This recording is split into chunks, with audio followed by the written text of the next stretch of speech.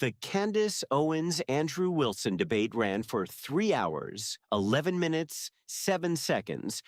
But buried inside that marathon conversation was a moment that instantly had people talking. Wilson's debate with Owens appeared to touch one of the biggest disputed questions surrounding the reported Charlie Kirk assassination. For Candace's critics, this looked like it could finally be the evidence they had been asking for. An allegedly contemporaneous text that might shed light on what Kirk knew, what he was worried about, and exactly when he knew it. For a second, it seemed like this could shut down at least some of the conspiracy theories dominating parts of the online right. Then came the twist. During the debate, Wilson revealed a text that he presented as previously unseen. The internet immediately started picking it apart, and critics quickly pointed to what they saw as serious contradictions surrounding the message itself. Suddenly, the supposed bombshell was creating a whole new controversy. So let's get into Andrew Picklejar Wilson and the text he dropped during the debate. This message quickly became a major talking point. So before we break down the controversy surrounding it, here's a quick reminder of exactly what he said. In fact, I don't need dreams of any kind because I hold in my possession never before seen messages from Charlie Kirk to his security team on September 9th, 2025. I'm going to share the message with you today, which is the first time this information's ever been publicly revealed. On September 9th, Charlie's security team wrote to him, yes, law enforcement has been fully supportive and agreed to a security plan and posture. Tomorrow's event will be covered by both my team and the campus PD. If additional support is required, patrol units will be available. I have 11 on site. Charlie responded with this, okay, great. Remind them that they are there for one person's security only, because I'm somewhat worried the left is trying to kill me. That was a message sent September 9th. Whatever could he have meant by that? Well, I think he meant exactly what he said, that he was worried the left was going to try to kill him. So Andrew Wilson bringing up this text was clearly meant to be a big gotcha moment against Candace. The theory pushed by Candace and some of her supporters is that Charlie's killing may have been connected to his reported desire to distance himself from the pro-Israel cause. According to that theory, Charlie had grown frustrated with what he reportedly viewed as bullying and moral pressure from some Zionist activists. That claim became even more controversial because back in the fall of 2025, Candace said she had been speaking with people connected to Charlie's inner circle. She later brought those conversations into the spotlight on her October 7th show, presenting them as part of the bigger picture surrounding Charlie's views and what may have been happening behind the scenes. I want to say one more thing rather explosively. 3 people told me off record. 2 people who have this in a written communication from Charlie. One who is a Turning Point USA donor, and I would say very much one of the white knights in this. The very day before Charlie Kirk died, he expressed that he thought he was going to be killed. He told these people, I think they're going to kill me, okay? He did not express that to me, so I am telling you this based off the testimony of 3 people. And I am saying this because I hope that these people who I think are good will be inspired to come forward with that. And again, those conversations I had were off record. I honor that. If I say it's off record, it stays off record.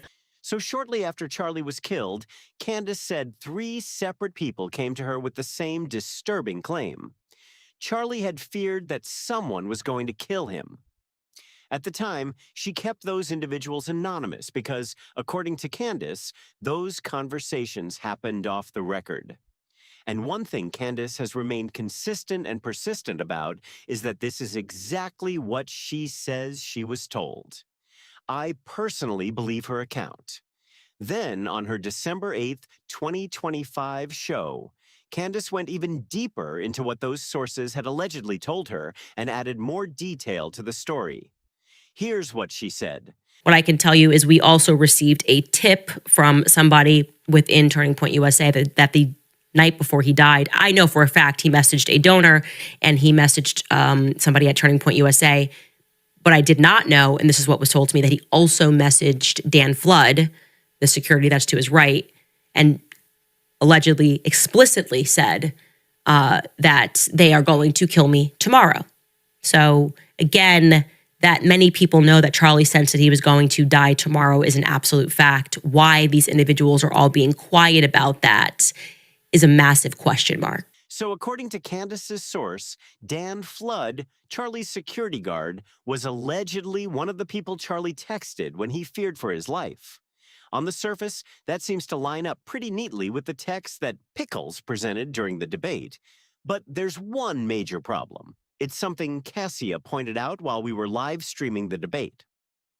Just 3 days after the Candace episode I played for you, Erika Kirk publicly addressed this exact issue, and the timing is what makes this especially interesting. 3 days after Candace aired those claims, Erika appeared on Glenn Beck and gave an account that raised an obvious question about how the alleged text fits into the timeline. Here's exactly what she said. We knew that there was always going to be a threat, but Charlie and I we promised each other we would never live in fear. And he would say, if they're going to get me, they're going to get me. But he was not messaging people the day before saying, I'm going to be murdered. They're coming after me. Someone's going to kill me. He didn't say that. And I have his cell phone. Didn't say that. So Erika was adamant on December 11th, 2025. According to her, Charlie did not text anyone saying that he feared for his life.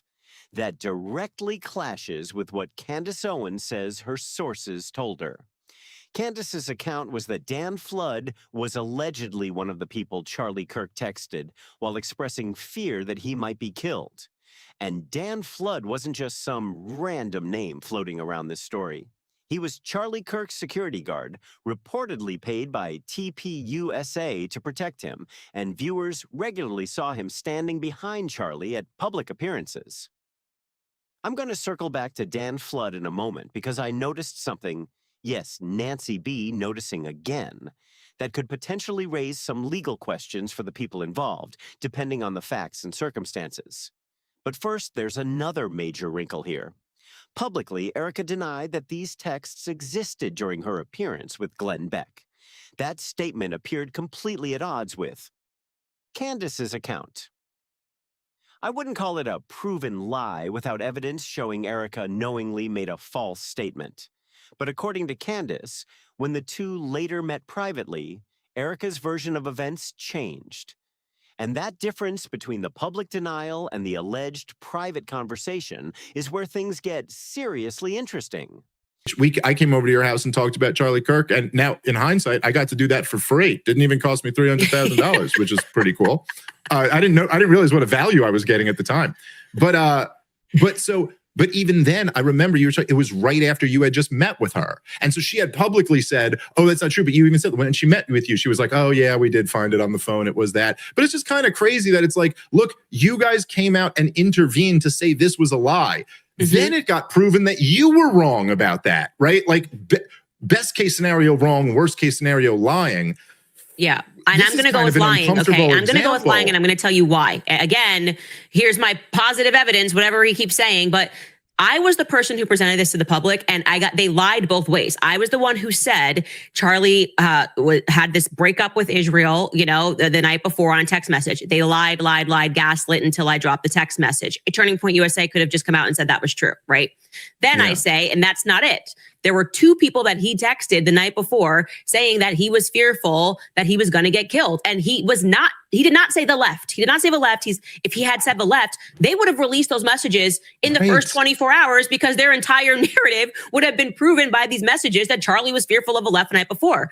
Instead, they allowed me to look like I was lying. And then, mind you, I'm saying this in September. It is in December when Erika comes and she sits down with Glenn Beck and she puts on I have his phone and none of that's true and da-da-da-da-da.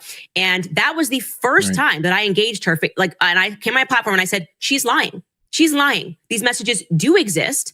And after that, she quietly behind the scenes, because she doesn't like to ever be on record saying anything, said to me, okay, well, actually, the first thing she says is, have you seen the messages?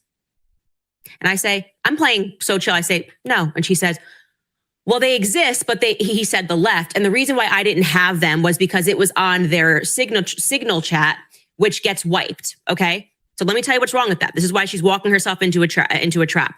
First off, I then told my audience she's lying. It was actually on iMessage. Dan Flood sent a message on iMessage to Charlie. Like that'll get clocked later, right?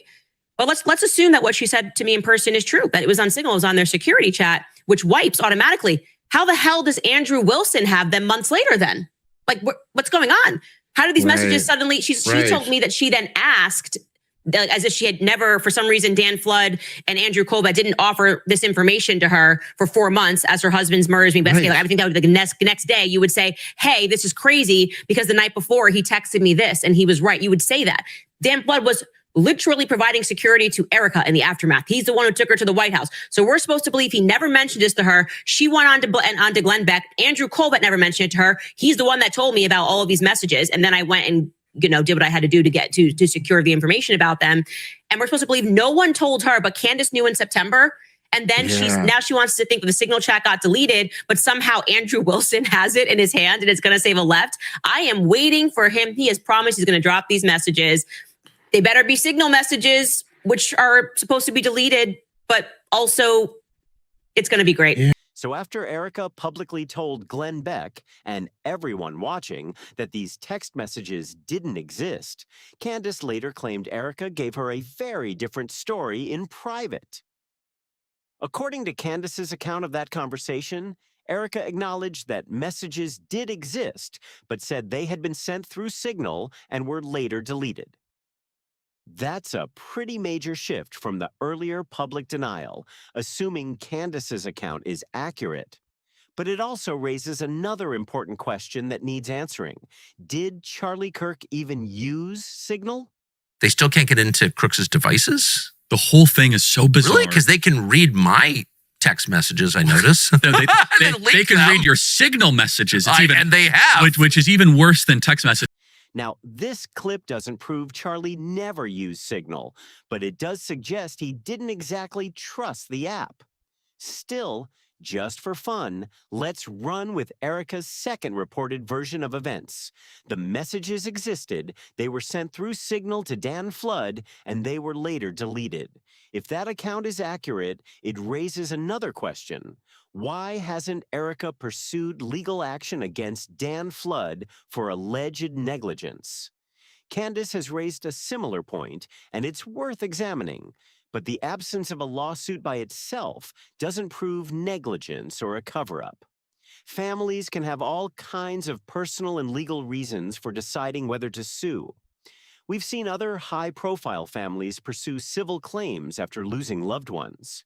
Vanessa Bryant, for example, pursued litigation following the deaths of Kobe Bryant and their daughter Gianna, although the circumstances and legal issues in that case were different. Money obviously can't bring someone back, but civil lawsuits can sometimes be used to seek accountability when there is evidence of wrongdoing or negligence.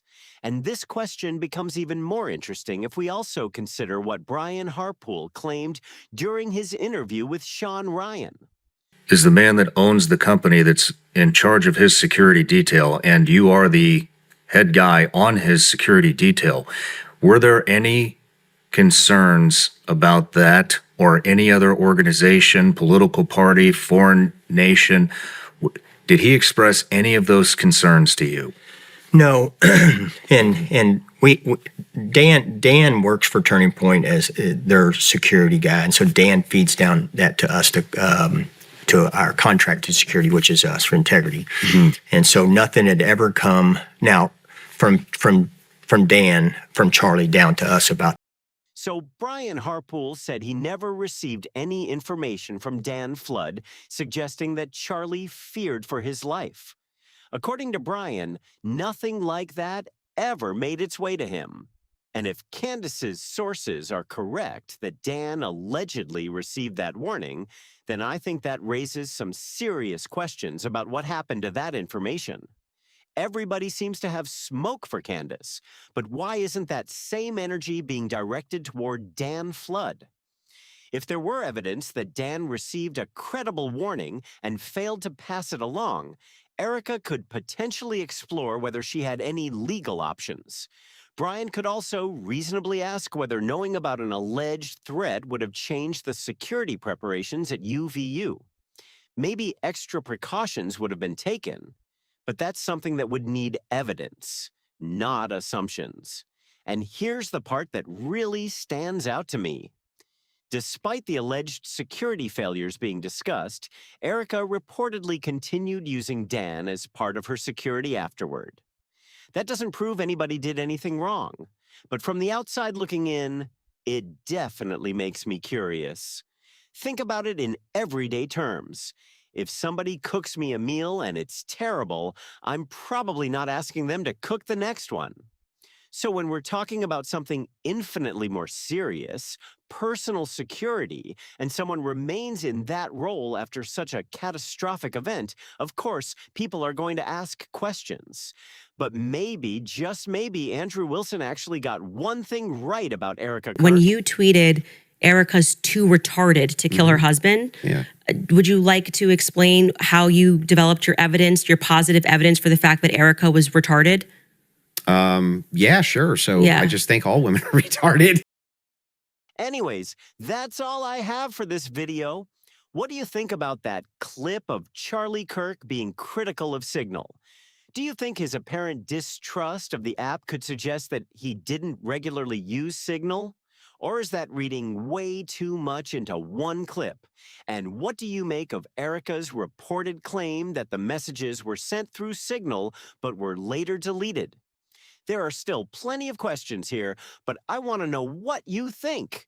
Drop your take in the comment section down below. And if you enjoyed this breakdown, don't forget to hit the like button. If you haven't subscribed yet, hit that subscribe button and stick around for more.